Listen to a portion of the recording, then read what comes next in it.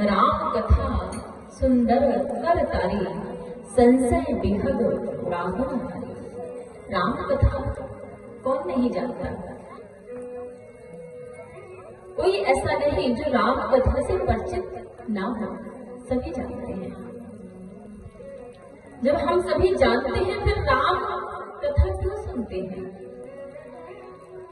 राम कथा से तो सभी परिचित हैं, लेकिन परिचित होने के बाद भी हम राम कथा क्यों सुनते हैं, कृष्ण कथा क्यों सुनते हैं? गोस्वामी जी महाराज कहते हैं कि राम कथा कृष्ण कथा सुनने का आशय सिर्फ इतना सा है, क्या? बोले मत कीरते, मत कीरते गति भूत भलाई, और जब जेह जतन जहाँ जेह बानी।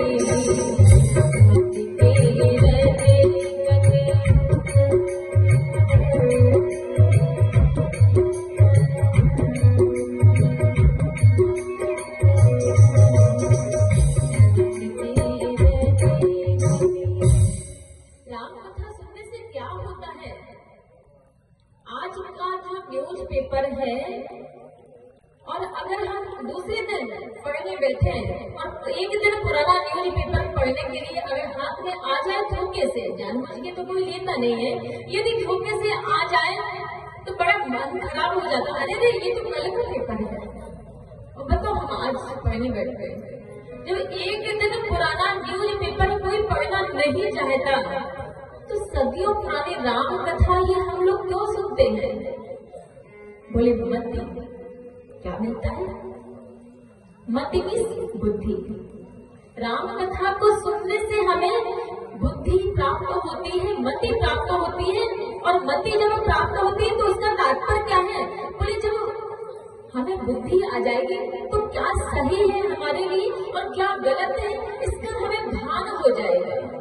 हमारे लिए क्या सही है क्या गलत। एक छोटे से बच्चे को यदि आग दो तो वो आग ही पकड़ लेगा, और लकड़ी दो, लोहा दो, कुछ भी मुंह में डाल लेगा, हर चीज खाने के लिए तत्पर हो जाता है।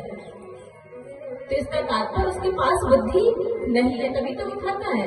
लेकिन राम कथा के सुनने से हमें बुद्धि प्राप्त हो जाती है, तो हमें क्या करना है और क्या नहीं करना है ये हमें राम कथा सिखाती है। और जब हमें मति प्राप्त हो जाती है तो मति के साथ आते ही दूसरी चीज भी आ जाती है। वो कौन सी है? कीर्ति। अपनी कीर्ति को बढ़ाने के लिए लोग न जाने कितने प्रयास करते हैं, और हर व्यक्ति प्रयासरत रहता है कि मेरी कीर्ति, मेरे नाम का झंडा फहराए, मेरा नाम आगे बढ़े। इसके लिए हर व्यक्ति प्रयास करता है, लेकिन प्रयास कुछ का सफल हो जाता है, कुछ का नहीं भी होता है। लेकिन राम कथा को सुनने से हमें क्या मिलता है? बोले कीर्ति मिल जाती है। और कीर्ति कैसी? केवल इसी लोक में नहीं, परलोक में भी कीर्ति मिलती है। यहाँ तो मिलती है, यहाँ भी और वहाँ भी, दोनों लोक में। तो यहाँ तो सबसे सभी जिसके मुंह से सुनेंगे वो अरे वो वहाँ पे मस्जिद में देखो कितनी बढ़िया राम कथा चल रही है, और परमात्मा के यहाँ भी रजिस्टर्ड आपका काम जारी है कि कितनी देर आपने सुनी, कितने भाव से सुनी, कितने कुभाव से सुनी, कितने प्रभाव से सुनी, कितने अभाव से सुनी। वहाँ हर चीज आपकी एक एक प्रतिक्रिया फील हो रही है। वहाँ ईश्वर को किसी तार की, किसी कनेक्शन की, किसी वायर की, किसी साउंड सिस्टम की, किसी लाइट सिस्टम की, किसी चीज की जरूरत नहीं होती है। सब कुछ सिस्टम ऑलरेडी फिट है पहले से। दो चीजें प्राप्त हो गई हमें जब, तो तीसरी चीज स्वतः आने लगती है। वो क्या है? भूत। भूत मीन्स हमारे पूर्व के जो पाप है वो अपने आप जब बुद्धि मिल जाएगी, कीर्ति मिल जाएगी। अच्छा, एक साधारण व्यक्ति हो, वो कहीं भी दुकान में खड़े होकर गोलगप्पे और आलू की टिक्कियां, मोमोज, फिंगर सब खाने लगता है, लेकिन जिसका थोड़ा नाम हो जाता है वो खाएगा तो उसको संकोच लगेगा। अरे कोई परिचित का मिल गया तो वो क्या सोचेगा? अरे ये यहाँ पे खड़े हो कैसे? अरे राम।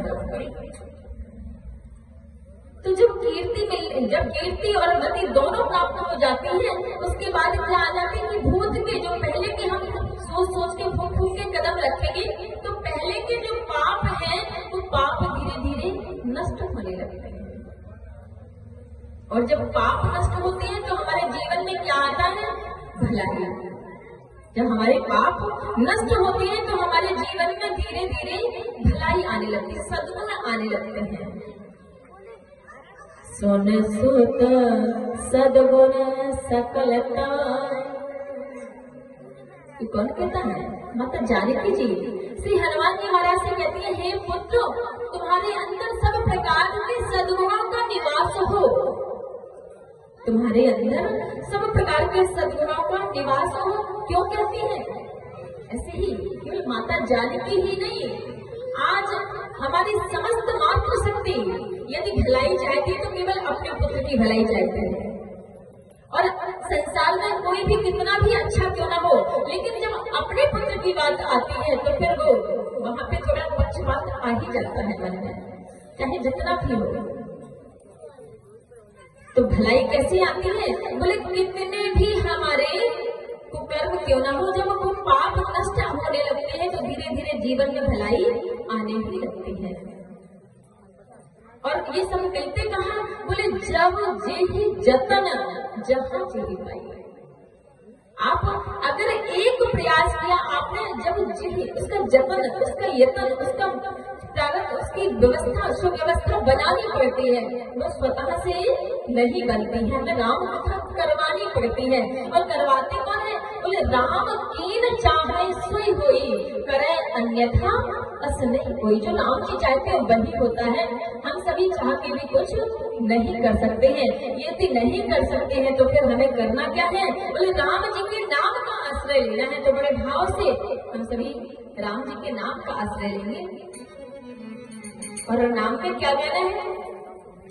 भूल जय सिया राम, जय जय सिया राम।